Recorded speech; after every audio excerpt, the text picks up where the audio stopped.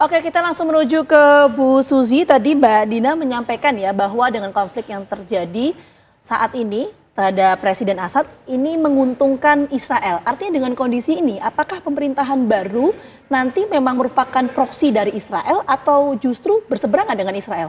Seperti apa menjawab soal ini? Sekarang kita mulai dari sejarahnya. 2011 itu Front al-Nusra didirikan ya oleh ISI Irak ya. Lalu mereka mencoba menggabungkan diri dengan Al-Qaeda dan sebagainya. Akhirnya Al-Jalali menganggap hal ini tidak baik dan mereka bekerja sama dengan Syrian Salvation Government atau SG. Nah, dalam pembentukan SG ini dia mencoba tidak menghiraukan lagi kaitannya dengan Al-Qaeda dan menggambarkan kepada dunia bahwa mereka toleran, mereka baik dan sebagainya.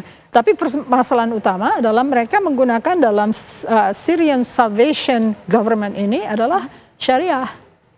Apakah sekarang bentuk syariah itu bisa termaktub dalam the Greater Israel?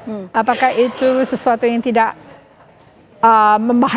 dianggap membahayakan bagi penduduk Israel? Itu kan tergantung bagaimana friksinya itu akan timbul apa tidak.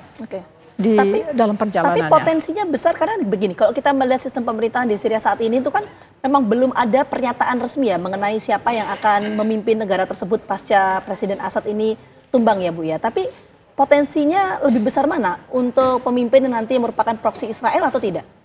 Kita bicara potensi bisa nggak kan? Saya belum lihat ada tokoh yang proksi Israel.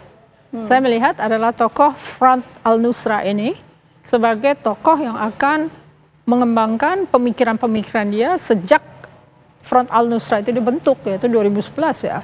Jadi dia menggunakan syariah, dia menggunakan metode pemerintahan secara Islami. Lalu bagaimana kalau dia berhadapan dengan Israel? Apakah itu akan dicatat sebagai musuh karena berbeda ataukah dia bisa ditumbangkan dan dijadikan dikooptasi menjadi bagian dari proksi Israel? Saya kira agak sulit ya. Karena masalahnya adalah teritori itu suci ya untuk negara. Jadi sovereignty itu penting. Kalau misalnya bagian-bagian Syria makin dimakan oleh Israel, tentunya mereka ada berbekas luka ya. Yang itu nggak mungkin untuk menyatukan mereka sebagai bagian dari Israel Raya. Oke, kita menuju ke Mbak Dina lagi. Mbak Dina, kalau tadi disampaikan oleh Bu Susi bahwa potensi ya, sekali lagi ini kan kita bicara potensi. Kalau potensi nanti di pemerintahan baru ini bukan merupakan proksi dari Israel, jadi apakah ini masih bisa menguntungkan bagi Israel untuk menginvasi ke teritori di wilayah Timur Tengah?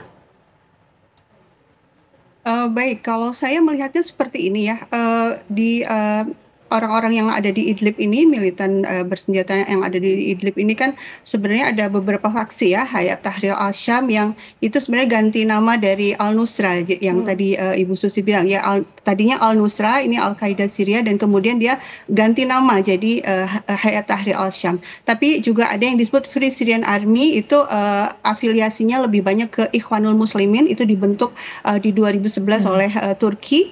Nah, kemudian juga kita tahu juga ada ISIS gitu. Nah, memang yang HTS, Free Syrian Army, mereka mengatakan, oh kami bukan teroris, yang teroris adalah ISIS dan kami bukan ISIS gitu ya. Nah, jadi mereka tidak menerima kalau dikatakan sebagai kelompok ekstrim, kelompok garis keras atau bahkan teroris. Tapi selama ini rekam jejak kelompok-kelompok ini adalah mereka melakukan aksi yang bisa disebut aksi teror. Apa itu? Bom bunuh diri di tempat-tempat umum yang korbannya acak, itu kan terorisme kan gitu ya. Dan kemudian yang jadi perhatian banyak orang sebenarnya selama setahun genosida Gaza ini, orang-orang ini ngapain? Yang katanya mujahidin, yang katanya berjihad, apakah mereka melakukan sesuatu untuk Gaza? Kan enggak, kan gitu ya. Jadi itu jadi pertanyaan, loh kok bisa jihadnya di Suriah bukan di Gaza gitu. Nah, kemudian juga rekam jejak juga bisa kita lihat bagaimana para pemberontak ini atau milisi bersenjata ini ketika terluka itu dirawat di rumah sakit lapangan di Israel dan Netanyahu secara khusus datang untuk menjenguk mereka. Dan kemudian yang terakhir di 6 Desember lalu itu Times of Israel, media Israel itu mewawancarain tokoh Free Syrian Army dan salah satu pertanyaannya, bagaimana Anda memandang Israel gitu nanti kalau Anda sudah berkuasa. Terus dia bilang ya kami akan berhubungan baik dengan semua negara tetangga termasuk Israel kecuali dengan Iran. dia bilang gitu ya. Jadi yang jadi musuh tuh malah Iran buat mereka. Karena apa? Yaitu faktor kebencian antar mazhab ini yang mendorong, yang memprovokasi mereka untuk melakukan itu. Nah, kemudian kalau skenario seperti apa sih pemerintahan yang akan terbentuk di Suriah nanti? Sebenarnya kemungkinan ada beberapa ya. Kita belum tahu, kita perlu tunggu. Tapi yang pertama mungkin seperti yang dijanjikan Al-Julani di wawancaranya dengan CNN ya. Oh, kami akan membentuk pemerintahan yang melibatkan semua pihak gitu ya. Dia tidak lagi membawa narasi khilafah gitu kan. Apakah ini bisa kita percaya? Tentu waktu yang akan membuktikan. Kalau kita lihat bagaimana Afghanistan ketika Taliban di tahun 2021 mengambil alih Kabul, kan di berbagai wawancara mereka mengatakan, oh kami akan membuat pemerintahan yang inklusif, akan memberikan hak-hak untuk perempuan dan lain-lain. Tapi kan akhirnya sekarang PBB melaporkan, oh balik lagi seperti Taliban yang zaman dulu gitu. Jadi apakah janji itu akan terwujud atau tidak, tentu perlu waktu. Dan kemudian yang skenario kedua adalah balkanisasi Suriah tadi yang sudah disebut oleh Ibu Susi juga, yang Odet-Yinon Plan itu ya. Jadi membagi-bagi Suriah berdasarkan mazhab. Jadi ada negara khusus Kurdi, ada negara khusus Sunni, ada negara khusus Suriah. Nah ini skenario yang kedua. Dan yang ketiga yang itu saya khawatirkan justru terjadi chaos atau perang yang berkepanjangan karena perebutan kekuasaan dari faksi-faksi ini, karena mereka sebenarnya tidak sejalan ya. Mereka itu sebenarnya ideologinya beda-beda tapi dipersatukan oleh keinginan untuk menggulingkan Assad. Nah kalau yang skenario ketiga yang terjadi chaos perang berkepanjangan ya, ini tentu kita sangat sayangkan.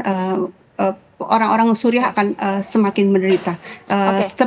Kisah ini mirip dengan yang terjadi di Libya hari ini ya. Kan di Libya juga Gaddafi tumbang juga kan diawali dengan gerakan-gerakan yang katanya mau mendirikan khilafah gitu ya. Tapi setelah Gaddafi tumbang akhirnya malah chaos berkepanjangan sampai hari ini. Oke, baik. Saya menuju ke Bu Susi lagi. Bu Susi, kok tadi Bu Susi menyampaikan ya bahwa potensi untuk pemerintahan baru di Suriah nanti ini bukan merupakan proksi dari Israel. Artinya, apakah kelompok oposisi ini juga nantinya berencana atau punya planning ya untuk mengambil wilayah dataran tinggi Golan dari Israel, atau seperti apa Anda melihatnya? Seperti Bu Dina katakan bahwa Turki juga punya orang di situ ya.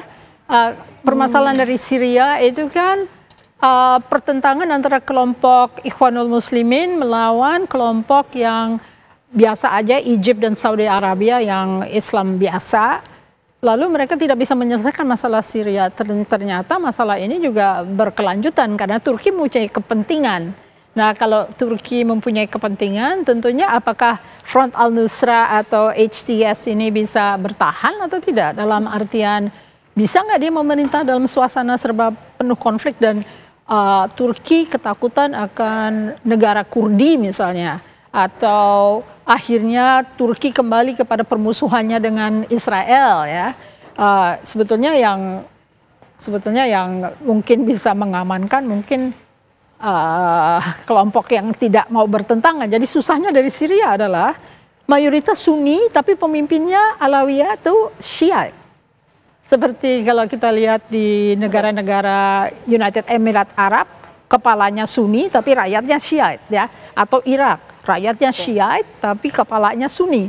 Jadi kompleksitas yang begini ini adalah hasil dari kolonialisme Barat sejak Lawrence of Arabia lah, katakan gitu ya, yang akhirnya memecah belah semua setelah Ottoman Turki dihancurkan.